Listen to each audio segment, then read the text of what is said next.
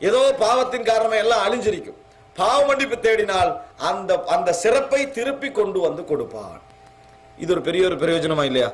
நீங்க ஏதோ செஞ்ச பாவத்தின் காரணமாக ஒரு நல்ல தொழிலை இழந்து ஒரு தவறான தொழில போய் விழுந்துட்டீங்கன்னு வைங்க, அல்லது ஒரு ஒரு உலகத்திலேயே ஒரு நஷ்டம் அடைகிற ஒரு தொழில விழுந்துட்டீங்கன்னு வைங்களேன். இந்த பாவ மன்னிப்பு தேடுதல் உங்களுக்கு அந்த பழைய அந்த சிறப்பை கொண்டு வந்து என்ன செஞ்சிடும், சேர்த்து விடும் என்று இந்த குர்ஆன் வசனம் சொல்லு.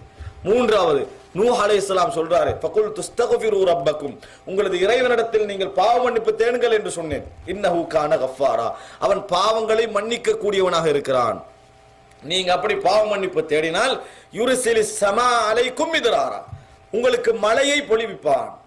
பாவ மன்னிப்பு தேடினார், பாவ மன்னிப்பு தேடினால் உங்களுக்கு மழையை இறைவன் அனுப்புவான். அதனாலதான் இஸ்லாமிய அறிஞர்கள் நிறைய பேர் நீங்க பார்க்கலாம், எங்களுக்கு ரிஸ்கில் ஒரு நெருக்கடி ஏற்பட்டால், கஷ்டம் ஏற்பட்டால் நாங்கள் பாவ மன்னிப்பு தேடுவோம் என்று சொன்னவர்களை நாங்கள் பார்க்கிறோம். அல்லாஹு தஆலா பாவ மன்னிப்பின் மூலம் உங்களோட ரிஸ்கில் ஏற்படுற நெருக்கடிகள் இருக்க கஷ்டங்கள், பொருளாதார கஷ்டங்கள், நெருக்கடிகள், இவைகளை பாவ மன்னிப்பான அல்லாஹ் என்ன செய்வான், இல்லாமலாக்குவான். பாவ மன்னிப்பு தேடுறதுனால அப்படி சைட துறப்பான், விரிச்சு கொடுப்பான் அல்லாஹு தஆலா. அதுக்கான வசதிகளை ஏற்படுத்துவான் பாவ மன்னிப்பு தேடினா. இப்ப மறுமை பலன் ஒன்று உலக பலனும் இருக்குது. அப்ப எங்களது பொருளாதார நெருக்கடிகளுக்கு இது ஒரு காரணம்.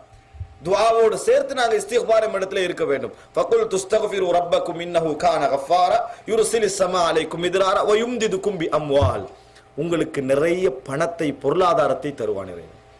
பாவ மன்னிப்பு தேடினான், பாவ மன்னிப்பு தேடினால் உங்களுக்கு நிறைய சொத்துக்களை தருவான்.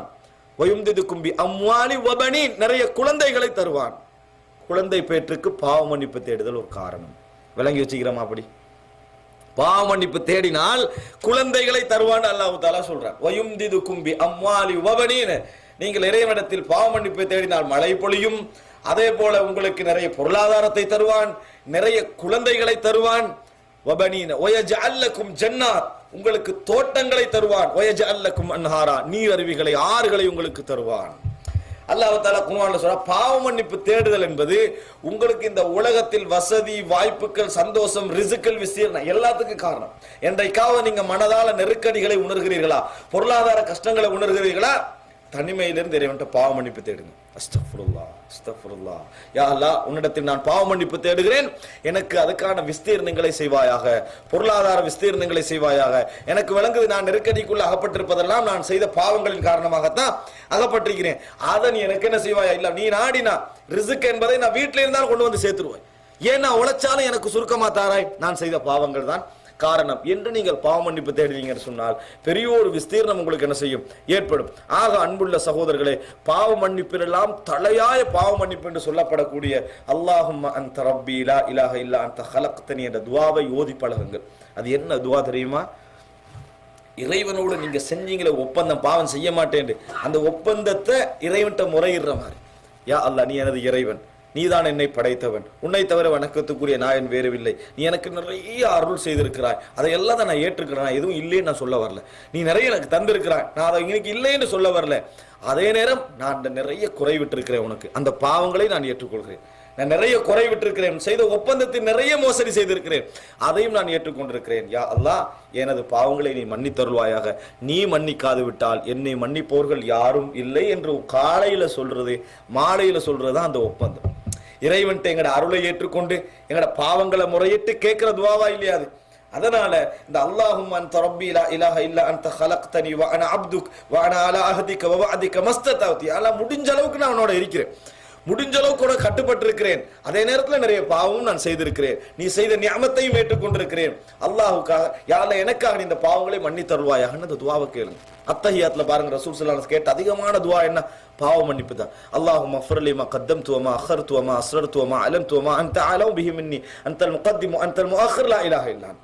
யா அல்லாஹ் எனது பாவங்களை மன்னித்தருள்வாயா, நான் முற்படுத்தியவைகள், பிற்படுத்தியவைகள், ரகசியமாக செய்தவைகள், பகிரங்கமாக செய்தவைகள், அதே நேரத்தில் நான் செய்தேன் அதை மறந்திருப்பேன், உனக்கு தெரிஞ்சிருக்கும், அவைகளை எல்லாம் மன்னித்தருள்வாயாக. இப்படி துஆ கேட்கிறோமா? கேளுங்க.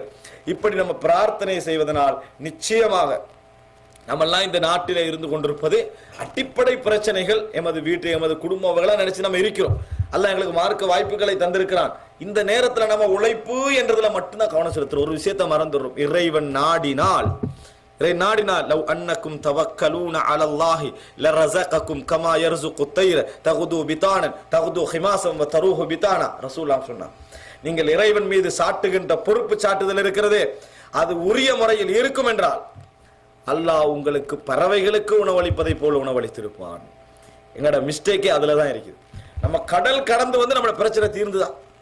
நம்ம என்ன சொல்றோம், நாட்டிலிருந்து வந்தது பிரச்சனை தீர்க்க, எல்லா பிரச்சனையும் நம்மள தீர்ந்துதான் இல்ல. 2 வருஷம் வந்தவங்க 20 வருஷம் ஆகிறான், அப்படியா இல்லையா? 2 வருஷம் வந்தவங்க 20 வருஷம் ஆகிறான். ஏன் பிரச்சனை முடியவில்லை? அது இப்ப முடியும், நம்ம கபருக்கு போன பிறகு முடியும். ஏன் முடிவதில்லை? அன்புள்ள சகோதரர்களே, மனசு விசாலமாகும் வரைக்கும் பிரச்சனை பெருசாகிட்டே இருக்கும். அதை செய்ய வேண்டும் என்றால் அது இறைவன் கையில தான் அது இருக்குது. அதனாலதான் ரசூலுல்லாஹ் சொன்னாங்க, உங்களோட தவக்குல் சரியாக இல்லை. அப்படி இருந்தால் பறவைக்கு உணவளிப்பதை போல் உணவளிப்பா. பறவை என்ன செய்யுது, எனக்கு கிடைக்கும் என்று கூட்டுல இருக்கல, காலையில போகுது, உழைக்குது, தேடிட்டு வருது, கூட்டுக்கு வந்துருது. ஆனா நாளை மறுநாள் எப்படி கொடுக்கன்னு கவலைப்பட்டுக்கிட்டு இருக்கவும் இல்லை. அதுல தவக்குள் எப்படி இருக்கு தெரியுமா? நம்மளுக்கு எப்படி தெரியுமா? இன்றைக்கு உழைக்கிற டைம்ல 2 வருஷத்தை பற்றி கவலையும் கல்வில வச்சுட்டு இருக்கிறோம். 2 வருஷத்தை பத்தி கவலையை வைத்திருக்கிறோம். முறையான முறையில தவக்குல செய்யுங்க. அதே போல இஸ்திக்பார் இருக்கிறதே, இஸ்திக்பார் முழுமையாக ஈடுபடுங்கள். இறைவன் பக்கம் நாம் நாட்டம் தெரிவித்திருந்தோம் என்று சொன்னால் இறைவன் எங்களுக்கு அத்தனையிலே விஸ்தீர்ணம் செஞ்சிருக்கும். அதை இறைவன் ஏற்படுத்துவான்.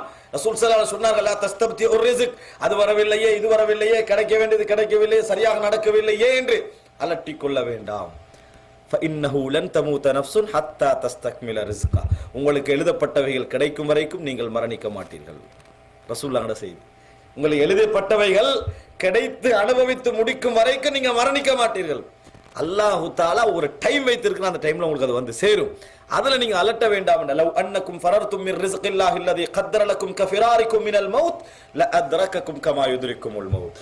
மரணத்திலிருந்து விரண்டோடுவதை போன்று ரிஸ்கிலிருந்து நீங்க விரண்டோடினாலும் மரணம் வருவதை போன்று ரிஸ்க் உங்களை வந்து வந்தடைந்து விடும் என்று ரசூலுல்லாஹி ஸல்லல்லாஹு அலைஹி வஸல்லம் சொன்னார்கள். ஆக அன்புள்ள சகோதரர்களே, தவக்குல சரியாக வையுங்கள். இஸ்திக்பார், அல்லாஹ்விடத்தில் அடிக்கடி பாவ மன்னிப்பு தேடுங்கள். இந்த பாவ மன்னிப்பு நம்மளுக்கு தெரியாமலேயே இறைவன் ஒவ்வொரு பாதைகளை கிளியர் பண்ணி எங்களை அனுப்பி அந்த இடத்துல சேர்ப்பதற்கு போதுமான ஒன்றாக இருக்கும். ஆக அன்புள்ள சகோதரர்களே, அடிக்கடி அஸ்தக்ஃபிருல்லா அஸ்தக்ஃபிருல்லா என்று சொல்லிக்கொள்ள, சந்தர்ப்பம் கிடைக்கும் போதெல்லாம் இறைவன்கிட்ட இருந்து மன்றாடுங்கள், தனிமையில் இருந்து இறைவனிடத்தில் அழுங்கள். அந்த மாதிரி செய்கின்ற பொழுது இறைவன் இந்த உலகத்திலேயே பெற்றோர்களை விட எமக்கு இரக்கமாக இருக்கிறான். நிச்சயமாக இறைவன் எங்களது பிரச்சனைகளை அவனை தவிர வேறு யாரும் தீர்க்க போவதில்லை. அவன் அவகாசம் தருவதனால, காலம் பிற்போடுவதனால அவனுக்கு எந்த லாபமும் இல்லை, எந்த நஷ்டமும் இல்லை. எங்களுக்காக வேண்டித்தான் இறைவன் என்ன செய்யறான், சில சந்தர்ப்பங்களை முற்படுத்தி பிற்படுத்தி கொண்டிருக்கிறான். எமது இஸ்திக்பார், எமது தவக்குல் அவைகளை லேசுபடுத்தும். அப்படிப்பட்ட நல்ல இயல்பு கொண்ட முஃமின்களாக அல்லாஹ் ரப்பல் ஆலமீன் என்னையும் உங்களையும் ஆக்கியல் புரிவானாக. ஹாதா மா இந்தி வல் இல்மு இன்தல்லாஹ் வ அகூலு கௌலி ஹாதா வ அஸ்தக்ஃபிருல்லாஹ லி வ லக்கும். இபாத் ஹுகூகுல்லாஹ், பாவ மன்னிப்பு தேடுதல் என்ற பகுதியில் அல்லாஹ் தஆலா நினைச்சான்னு சொன்னா எந்த பாவத்தையும் அல்லாஹ் மன்னிக்கலாம். மனுஷனுக்கு மனுஷன் செஞ்ச பாவத்தை மன்னிக்கலாம், மனுஷன் இறைவனுக்கு செஞ்ச பாவத்தை அல்லாஹ் மன்னிக்கலாம். ஆனா அல்லாஹ் தனக்கு ஒரு விதி எழுதி இருக்கிறான். மனிதனுக்கு மனிதர்கள் செய்த பாவங்களை அவர்கள் மன்னிக்கும் வரைக்கும் நான் மன்னிக்க மாட்டேன். முதலாவது விதியை புரிஞ்சுக்கொள்ளணும், அல்லாஹ்வுக்கு மன்னிக்க இயலாதல்ல. யாருக்கும் யார் செஞ்ச பாவங்களே அல்லாஹ் விரும்பினா என்ன செய்வான், மன்னிப்பான். ஏண்டா சிலவங்க அந்த லெவலுக்கு போய் எப்படி மன்னிப்பான்னு கேட்டீங்கன்னா, ஏன் காபிர்களுடைய பாவங்களை எல்லாம் மன்னிக்கிறானா இல்லையா? அவன் கொலை செஞ்சுக்குமானா?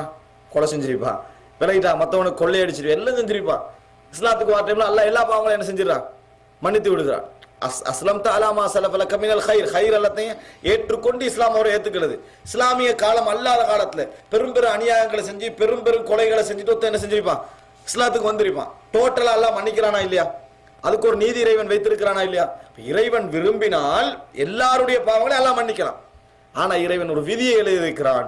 இஸ்லாம் என்று வந்த பின்னால, ஒருவன் இஸ்லாத்தை ஏற்றுக்கொண்ட பின்னால் முஃமின்களுக்கு, அதாவது பிற மனிதர்களுக்கு அநியாயம் செய்திருந்தால் அந்த அநியாயத்தை அவர்கள் மன்னிக்காத வரைக்கும் இறைவன் என்ன செய்ய மாட்டான், மன்னிக்க மாட்டான். அவர்கள் மன்னிக்காத வரைக்கும் மன்னிக்க மாட்டான். அதனால தௌபா செய்கின்றவர்கள், இஸ்திக்பார் செய்கின்றவர்கள் பிறருக்கு அநியாயம் செய்திருந்தா ஒரு விஷயத்துல மிகவும் கவனமாக இருக்க வேண்டும். என்ன விஷயத்துல கவனமா இருக்கணும்? அவர்கிட்ட மன்னிப்பு கேட்டுட்டு தான் நம்ம இறைவன் என்ன செய்ய வேண்டி இருக்கிறது, மன்னிப்பு கேட்க வேண்டி இருக்கிறது. கடன் வாங்கி இருந்தா அவர் மன்னிச்சா தான் இறைவன் என்ன செய்வான், மன்னிப்பான். இதுல நம்ம கவனமாக இருக்கும். பிறருக்குரிய அநியாயங்கள் விஷயம், ஏன்னா இறைவன் இறைவன் விஷயத்தை மன்னிச்சிருவான். மக்களோட நடக்கிற விஷயங்களை மக்கள் மன்னித்தாதான் இறைவன் என்ன செய்வான், மன்னிப்பான். இயன்ற அளவுக்கு பிறருக்கு அநியாயம் செய்வதிலிருந்து கவனமா இருக்கும்.